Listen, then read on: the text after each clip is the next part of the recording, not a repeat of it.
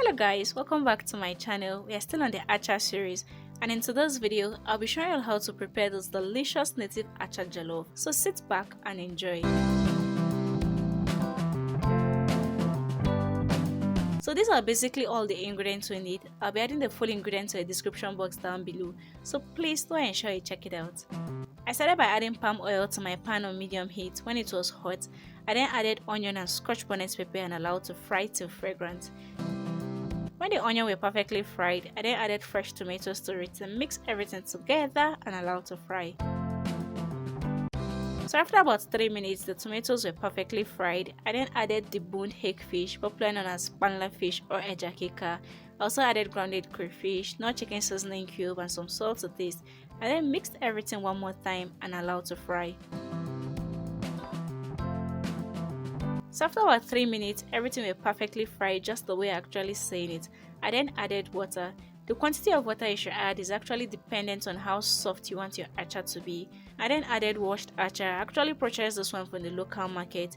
If you're using the packaged ones, there's totally no need for you to wash it. But if you want to purchase the one from the local market, you need to wash it very properly because acha can be very sandy. If you want to learn more concerning how to wash your acha to be sand free, there's a detailed video already available in the channel. I'll be adding the link to a description box down below as well, so please do ensure you check it out as well, because you need to wash your acha properly just so you don't end up eating sand. So after stirring, I then covered the pan and allowed to cook on medium heat.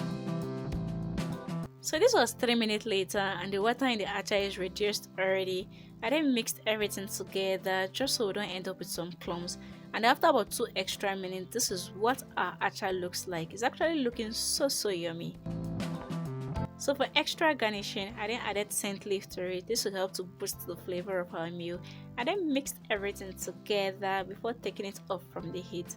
And that's it guys, our native Acha Jollof is pretty much ready. Let me know in the comment section if you'll be trying out this recipe. There are also lots and lots of recipes that will be upcoming in the channel concerning how to prepare your acha. So please do ensure you stay connected with us by hitting the subscribe button down below and also turn on the bell notification so you can be instantly notified when I upload those videos. Please do ensure you like, share it with your friends and loved ones, and leave me a comment in the comment section. Until I come your way next time, do remember to always eat healthy and stay healthy. Bye bye.